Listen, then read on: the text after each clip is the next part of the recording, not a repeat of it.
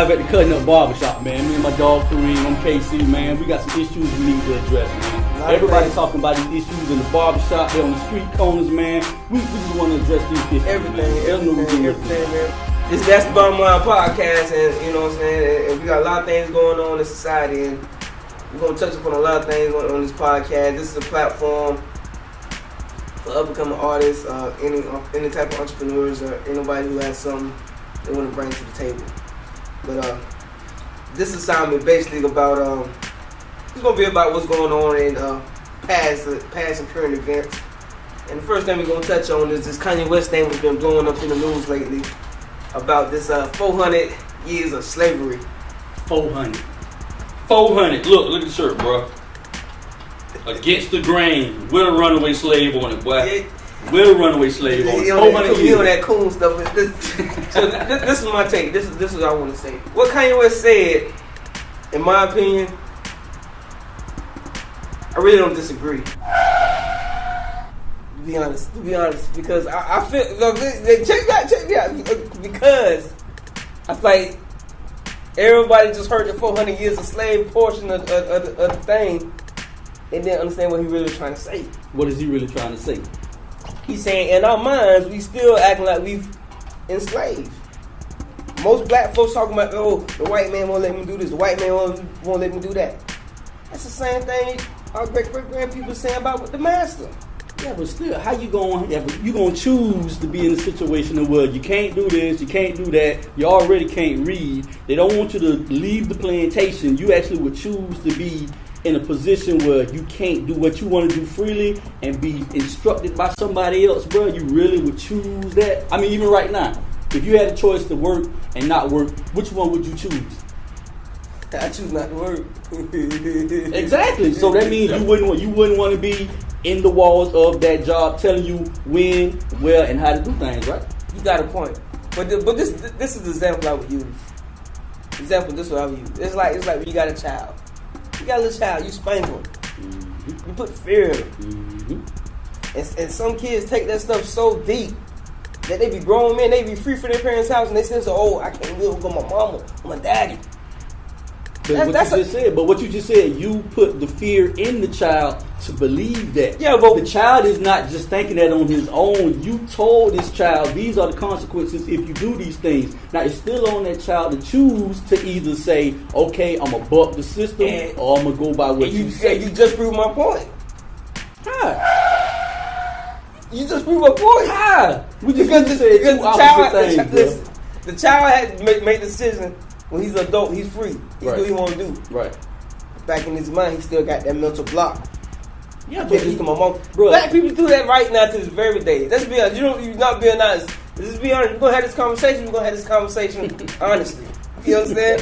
I don't want to hear no PC stuff on this platform. You gotta tell it like it is. A lot of black folks got that mentality that I can't do this, I can't do that, and that's a form of slavery. But look. Every day of my life, I'm in the barbershop. And this is what we talk about all the time. Correct. If you continue to talk about who's in control and I can't do this and we can't do that and you blaming somebody else, first of all, you already addressed the problem. Now you need to talk about the solution. If you know these obstacles are in your way, you choose to go this way or you go that way. If we know this man is going to be an obstacle in my life, I'm going to choose to go in the opposite direction. I'm not going to still choose to follow behind this man if he keep leading me in the wrong direction. I'm going to switch the game up on him. Ain't no way. A choice is a choice. They have the individual choices. But if you are in a situation to where everything is taken from you, your kids, your wife, your car, your house, you ain't got nothing. But this is the thing. Everybody's missing the point that Kanye West is trying to make. Then what's the point then? That black people still got a mentality of slavery. They're not in chains no more.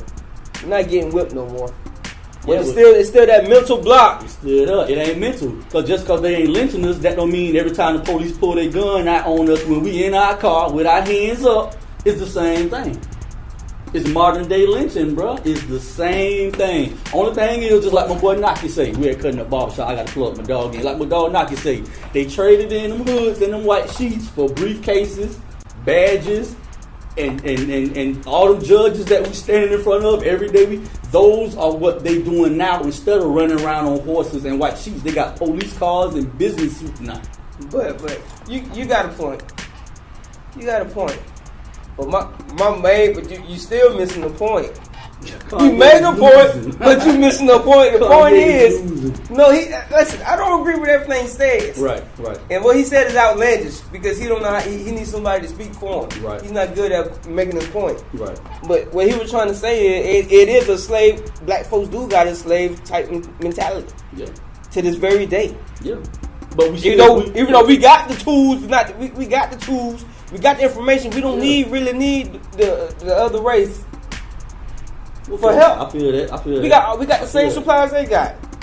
Maybe they got a little bit more fortune to get a head start. But we got the same knowledge, the same information. Just got to apply. I feel that. But we don't, because a lot of folks quit to say, man, I can't do this, I can't do that, man.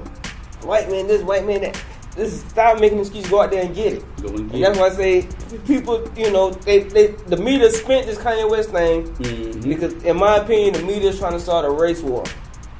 Oh, it already started. It's starting a race war, man.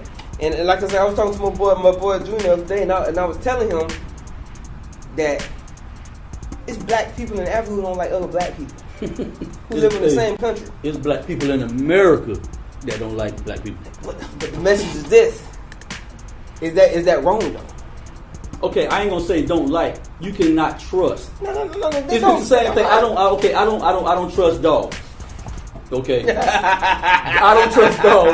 You know what I'm saying? And it's like people. I don't trust people. It's the same thing because you don't know what's going on in everybody's individual mind. You got people that might use you for their own personal gain. You know what I mean? I don't trust people. It's people that will do you harm and think nothing of it. I don't trust people. Now I ain't gonna sit up here and say that just cause I'm black, I'm gonna like the black people better.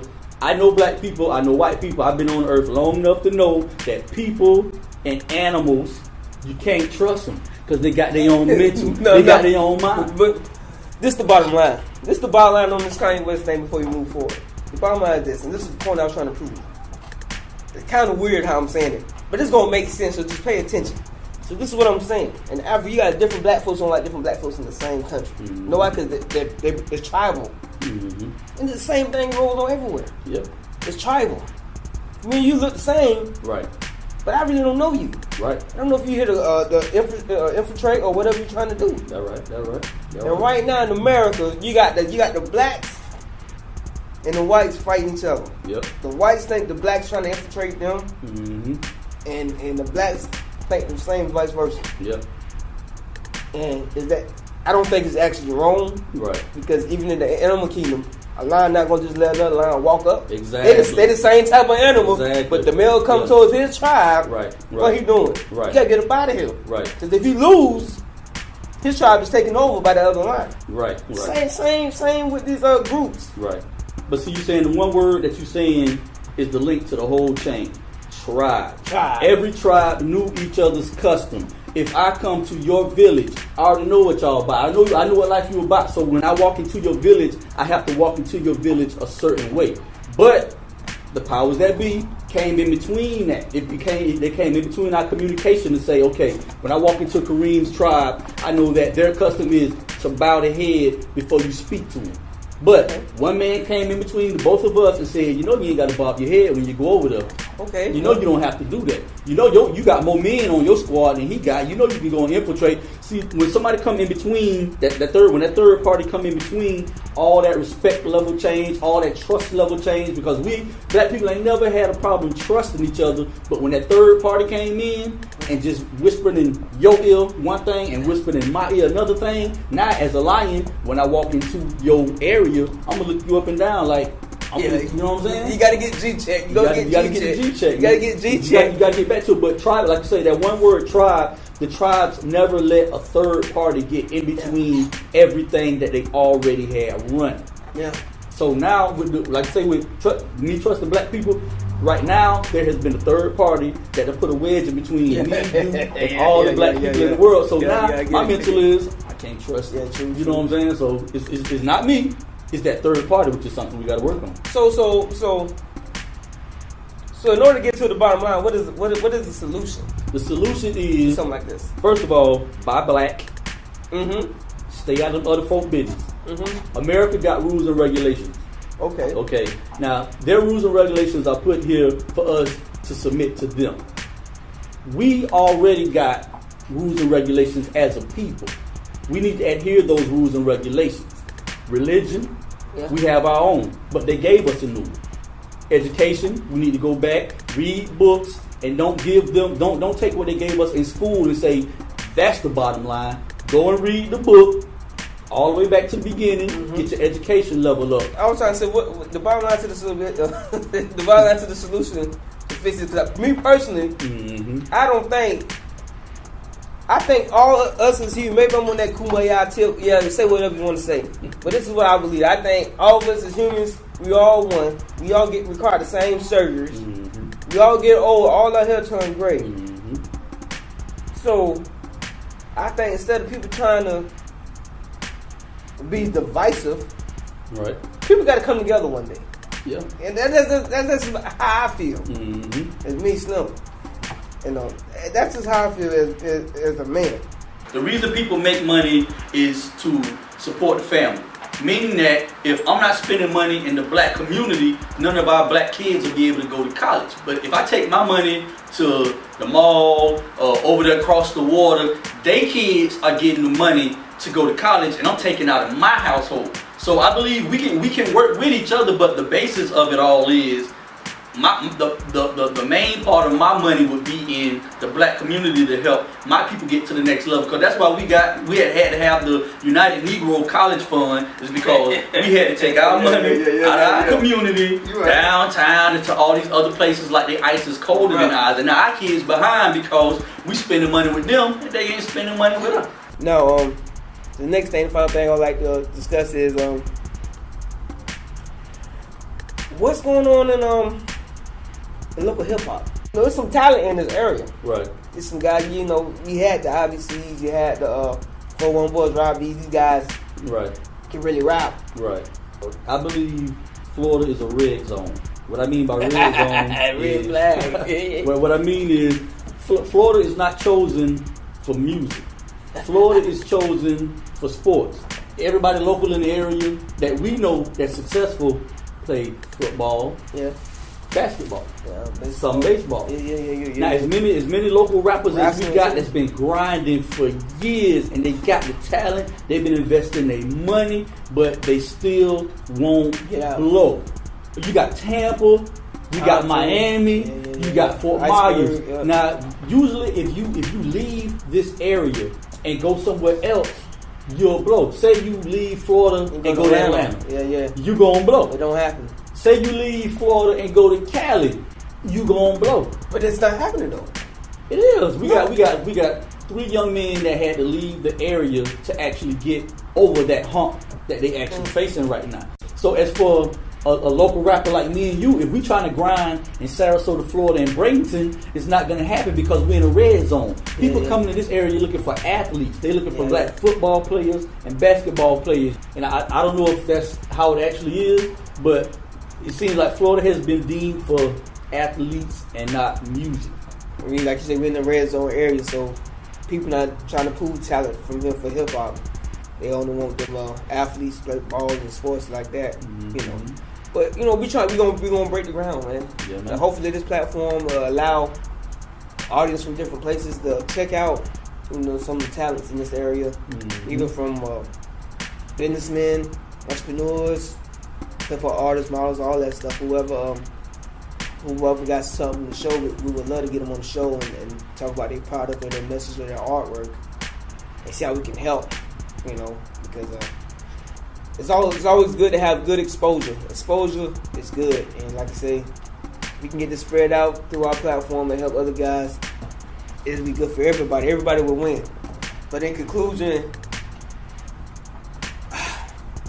the bottom line of this conversation today was that slavery still can be a mental block for some people, and it's up to the individual to shake it, man. You got the books, you got the information, you got the web. You gotta get out there and network, meet people, and then you can be on top. You know what I'm saying? We could bring a Black Wall Street back. But my type of Black Wall Street would be to have the white folks come shop with us too, not just black folk. And that's just how I feel. I feel like in order for this world to really be good, everybody got to get along at some point in time. You know, all these religions try to pull people into the cult and have them hate the other person and hate the other group, and it's not gonna help nothing at the end of the day. And that's just how I feel. And that's the bottom line for this episode, assignment number 1.